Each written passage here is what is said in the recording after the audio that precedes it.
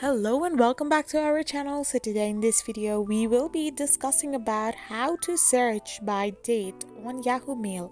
So without wasting much of our time, let's dive into the video.